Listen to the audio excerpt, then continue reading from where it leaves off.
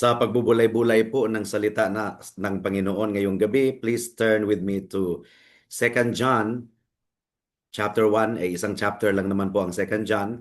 Second John verse 4 hanggang sa verse 6. Second John verse 4 hanggang sa verse 6. At ito po ang sabi ng salita ng Panginoon. Ako'y labis na nagalak na aking natagpuan ang ilan sa iyong mga anak na lumalakad sa katotohanan ayon sa utos na ating tinanggap mula sa Ama. Ngunit ngayon hinihiling ko sa iyo, ginang, na hindi para bang sinusulatan kita ng isang bagong utos, kundi ang ating tinanggap buhat ng pasimula na tayo'y mag-ibigan sa isa't isa. At ito ang pag-ibig na tayo'y lumakad ayon sa kanyang mga utos. Ito ang utos na gaya ng inyong narinig ng pasimula na doon kayo'y lumakad. Purihin ang Panginoon sa pagkabasa ng kaniyang salita. Ang mundo po natin ngayon ay itinuturing ang katotohanan bilang isang sandata at itinuturing ang pag-ibig bilang isang sentimento lamang. Pero si Apostle Paul ay nagpo-provide po ng pagtutuwid sa ganoong sentimento. Namumuhay tayo sa isang henerasyon na merong dalawang spiritual diseases na kumakalat sa mga churches. Ang una ay legalism. What is legalism? It is truth without love. Katotohanan na walang pag-ibig. That's legalism. Pangalawa ay liberalism. It is love without truth. Sentiment na hindi nakaangkla sa katotohanan. Si Apostle John ay nagbibigay sa local church ng isang balanse na pananaw. And this is what we call the third way. He presents what we might call the golden triangle of the Christian life. The golden triangle of the Christian life. At kahit isa sa sides ng triangle na ito ang mawala, ang kabuuang struktura ay magkukolapse. So kailangan po talaga na intact ang tatlong sides ng triangle na ito. The golden triangle of the Christian life. Sa ating pagbubulay-bulay po ngayong gabi, ito ay pinaniniwalaan natin na kung maunawaan natin, nagiging source ito ng pastoral joy at nagdi-define po ito ng Christian love or Christian affection at ito ay nagsisilbing objective standard sa kung papaano lumakad ang lahat ng mga mananampalataya. At meron pong tatlong bahagi ang pagbubulay-bulay ng salita ng Panginoon ngayong gabi. Una, the divine origin of joy. Pangalawa, the shepherd's holy ambition. And pangatlo, the biblical dictionary of love or ang biblical na kahulugan ng pag-ibig. At naway tulungan po tayo ng ating Panginoon sa ating pagpapatuloy sa pag-aaral ng kaniyang salita. Dumako na po tayo sa unang punto. The divine origin of joy.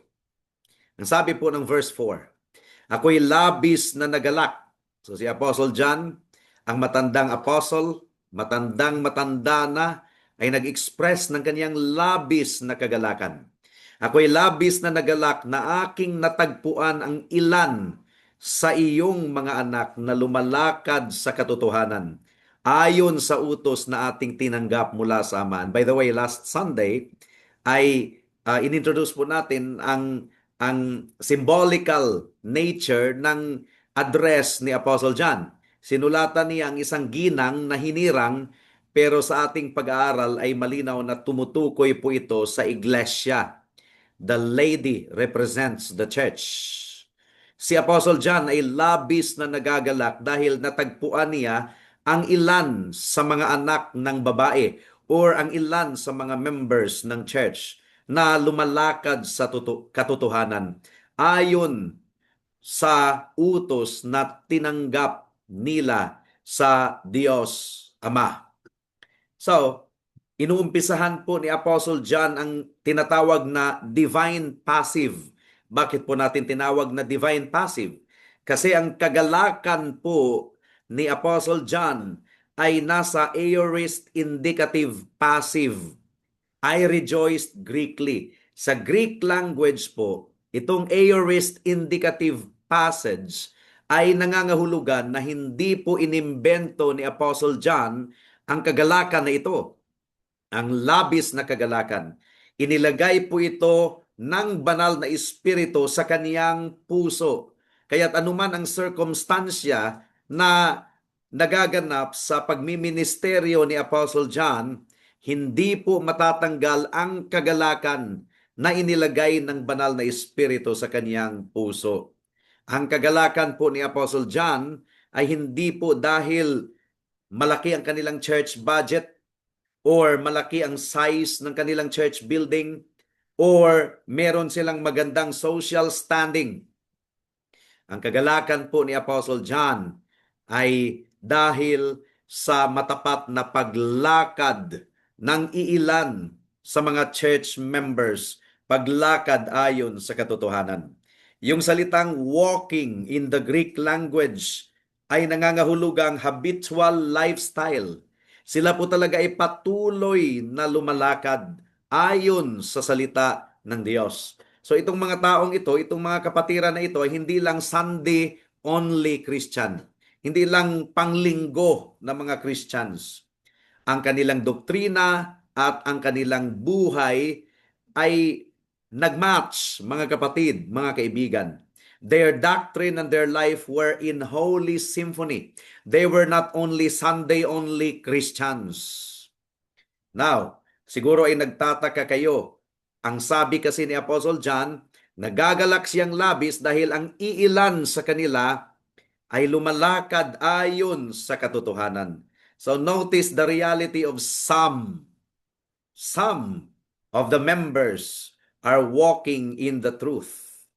Natuklasan at natagpuan po ni Apostle John that some of the children are walking in the truth. Ano bang itinuturo po nito sa atin?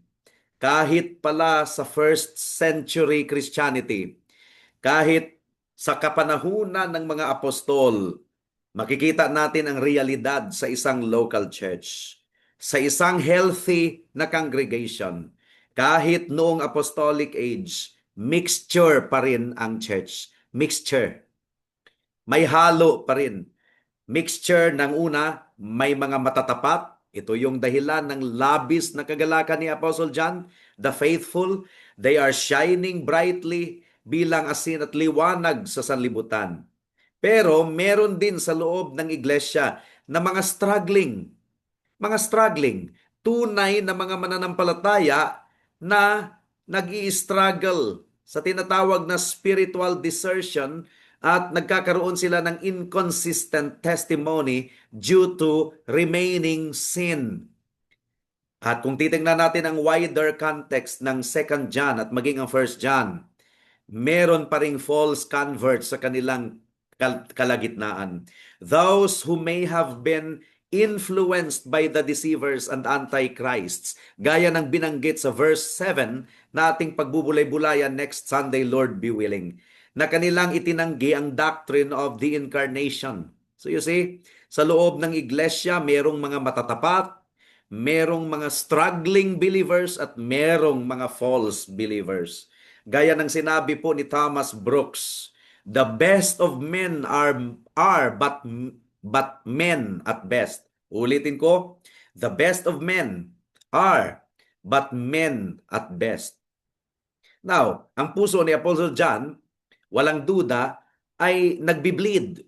Nalulungkot din at nababahala sa mga kapatiran na struggling or sa mga identified na kapatiran pero nahulog, tumalikod.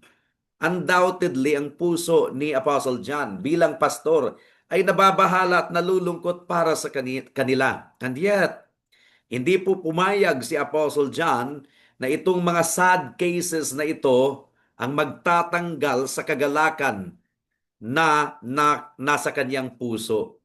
Hindi siya pumayag na itong mga sad cases na ito ang magpalubog sa katotohanan na iilan sa mga kapatiran sa iglesia na sinulatan ni Apostle John ay matapat na lumalakad ayon sa katotohanan.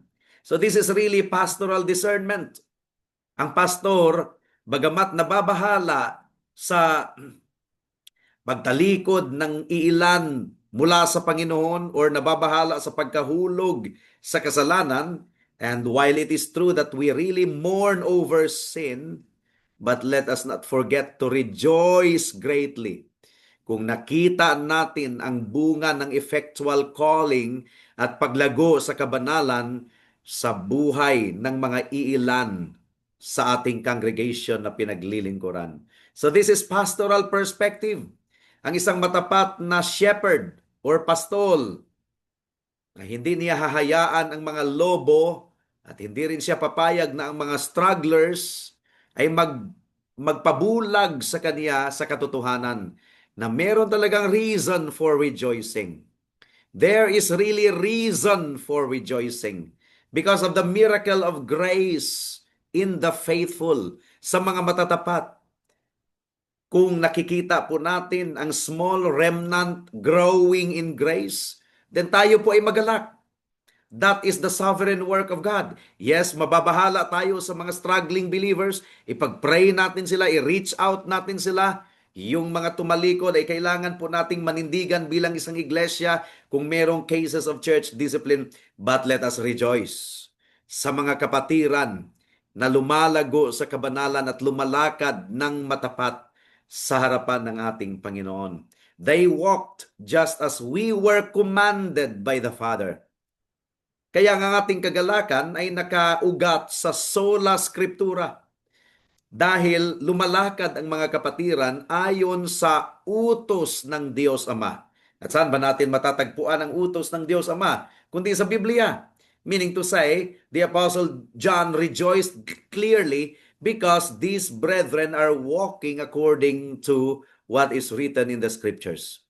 We do not walk according to the inner light of our feelings. Hindi po feelings ang ating batayan, ang ating paglakad, but according to the objective command of the Father.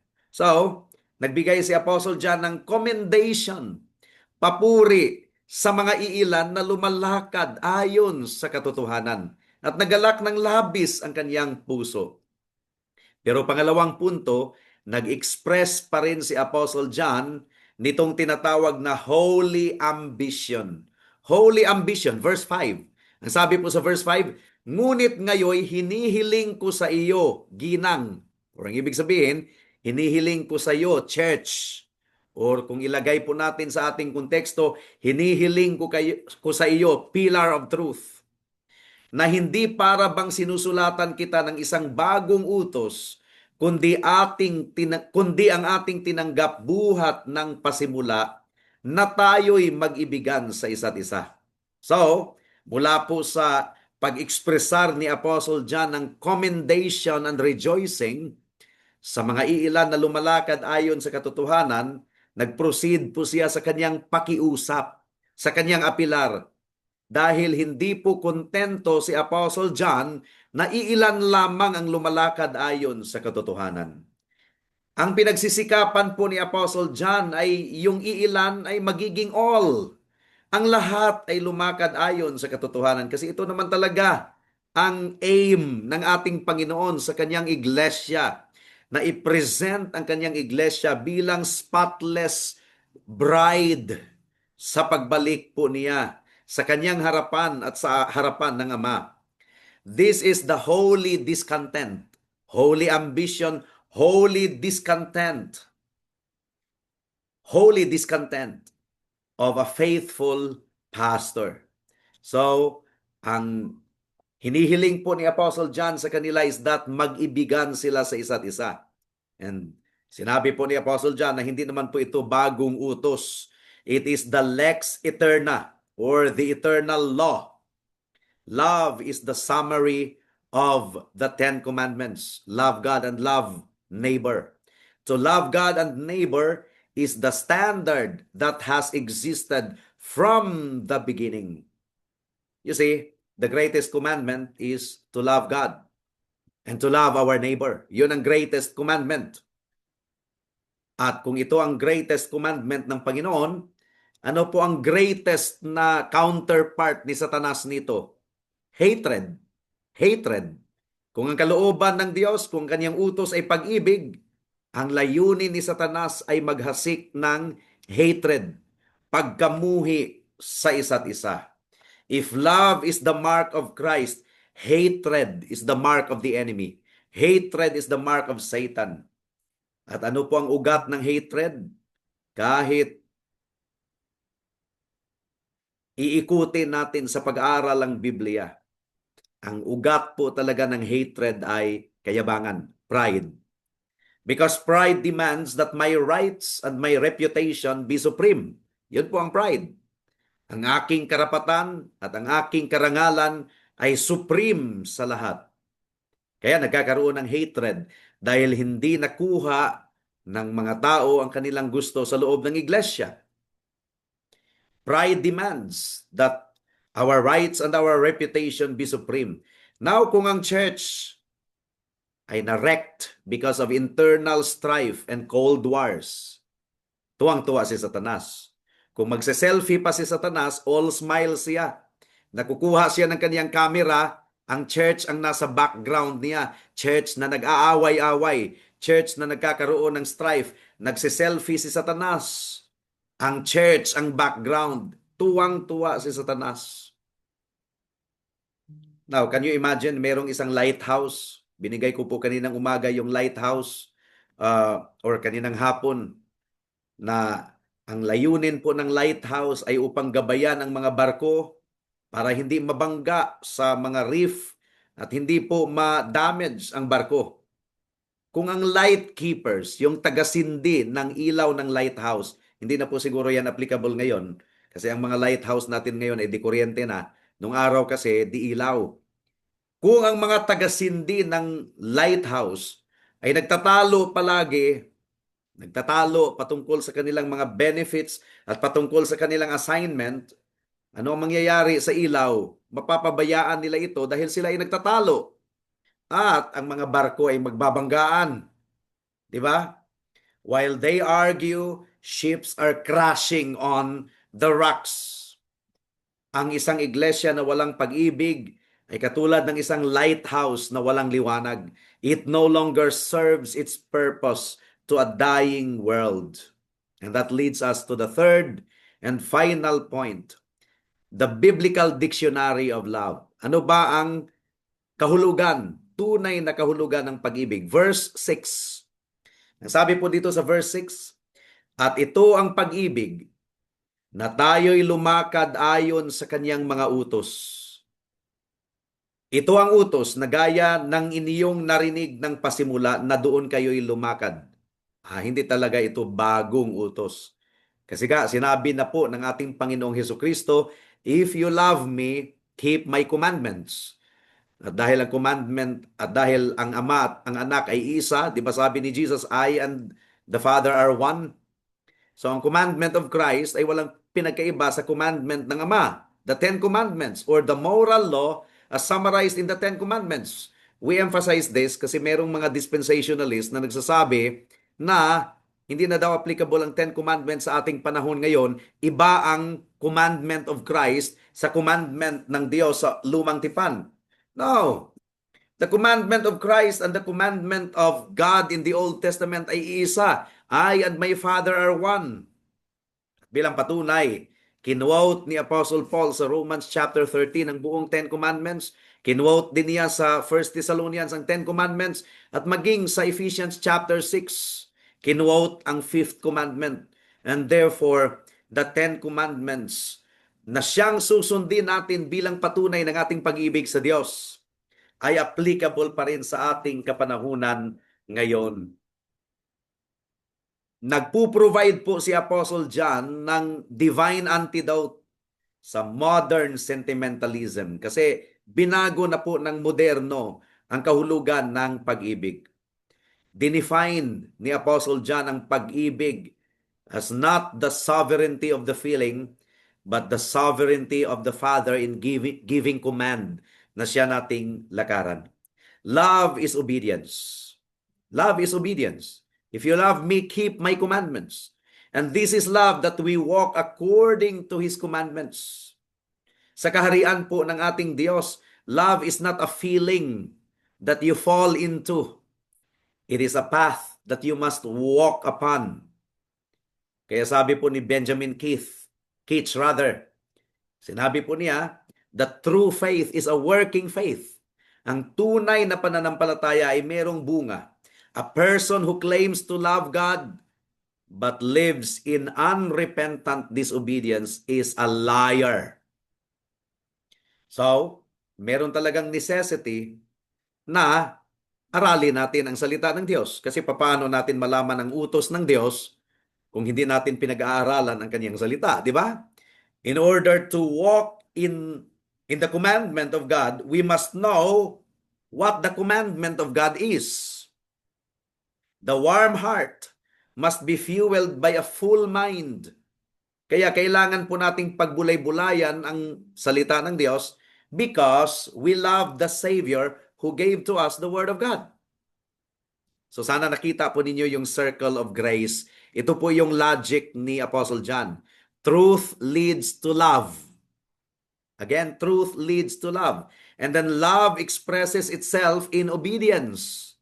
And obedience is simply walking in the truth. Di ba? Circle? Full circle of grace. Sa trend po, yung riles, hindi pwedeng isa lang ang bakal. Dalawa talaga yan eh. Parallel yan. Hindi po pwedeng isa lang. Kasi kung truth lang na walang pag-ibig, ay magiging cold, magiging mechanical, magiging machine lamang. Walang patutunguhan ng trend. Kung love lang, pinaghaharian ka ng feelings. But when the two are laid down together, ang riles ng love at ang riles ng truth, they will really produce obedience, and obedience will certainly carry the believer safely to his eternal destination. Kailangan nating kilalanin, mga kapatid, na hindi po sa sarili nating kalakasan tayo ay makakalakad ayon sa pamantayan ng ating Diyos. Because there are times when we stumble. There are times when we allow pride to creep in. We need the enabling grace of the Holy Spirit. Umiibig tayo sa Diyos at saka sa mga kapatiran dahil una siyang umibig sa atin. At tayo ay lumalakad ayon sa utos na ibinigay niya sa atin. Because He has given us a new heart that finds His commandment not burdensome. Ang utos ng Diyos ay hindi pabigat. Ang sabi po ni John Owen, the power of sin is never truly broken until the love of Christ is shed abroad in our heart. Kaya tayo po ay tumingin palagi kay Kristo, who is the author and finisher of our faith. At hingin po natin sa Diyos ang biyaya upang lakaran po natin ang golden triangle of truth, love, and obedience. Now, hindi po tayo kontento sa some children are walking in the truth, although we rejoice greatly. Si Apostle John, di ba? He rejoiced greatly to find that some of the church's members are walking in the truth. Now, kung nag-rejoice siya sa some, ay mas lalo nang mag-rejoice siya sa all. Pagsikapan po talaga natin na all, mga kapatid. Kaya umapilar po si Apostle John. Matapos niyang kinumen dahil sa some na lumalakad sa katotohanan, he is now appealing that all of the brethren will really walk according to the truth. Hindi tayo kontento sa remnant. No member should be left behind. No member should be left behind. All of us must be walking in active obedience before God. All of us must be walking in active devotion before our God. Now, ipapakita ko lang po sa inyo ang statistics, no? Sa Amerika, 63% ang nag-identify as Christian. Sa Amerika, 63% ang nag-identify as Christian, pero ang church-goers lang, 25 to 30%. Di ba nakakalungkot, no? Pero mag-rejoice pa rin tayo dahil merong 25 to 30% na aktibo na nag-attend ng panambahan every Sunday. Habang nagre-rejoice po tayo nito, let us continue to pray na madagdagan pa ito because we are not contented with some, but we want it to be all. Now, dito sa Pilipinas, 85% ang nag-identify as Christian. Kasama na po ang Roman Catholic nito ha. 85% ang nag-identify as Christian, pero ang mga churchgoer lang ay 35 to 45%. Now, ilang porsyento lang kaya nito ang evangelicals or ang tunay na mga Christians? We rejoice sa iilan, but we have to plead that the Lord will cause all of us to walk according to the truth.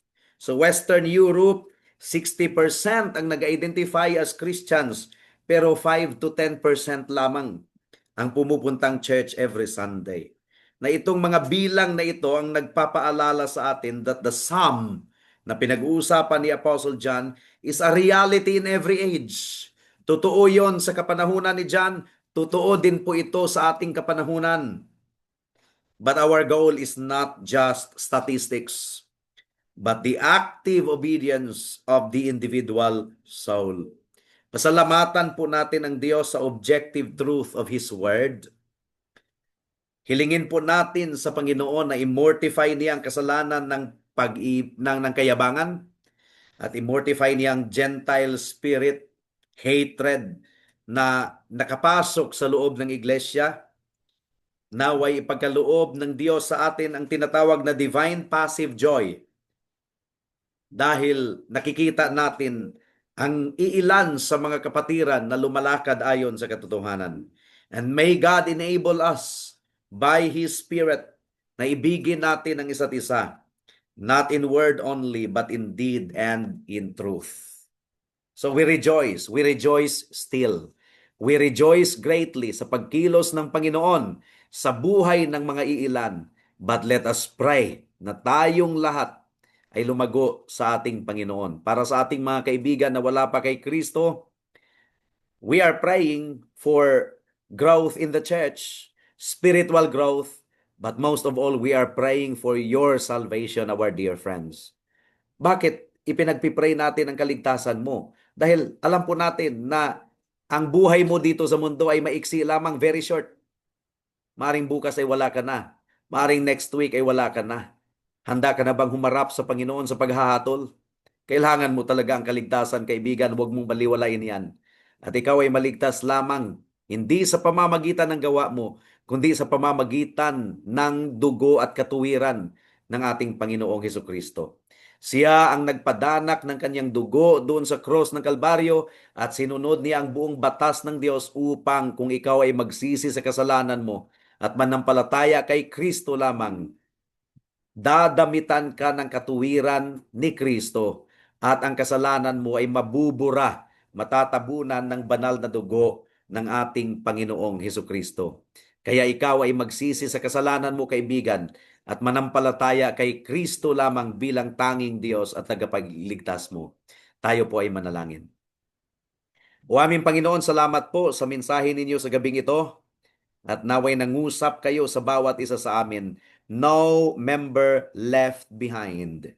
Yes, we rejoice in some of the members who are really growing in sanctification in holiness, but we pray that all of us will indeed walk according to your word. Salamat o Diyos. At mga kaibigan namin, naway abutin ninyo sila sa pamamagitan ng inyong awa at habag. Ito po ang aming samo at dalangin sa pangalan ni Jesus. Amen and Amen.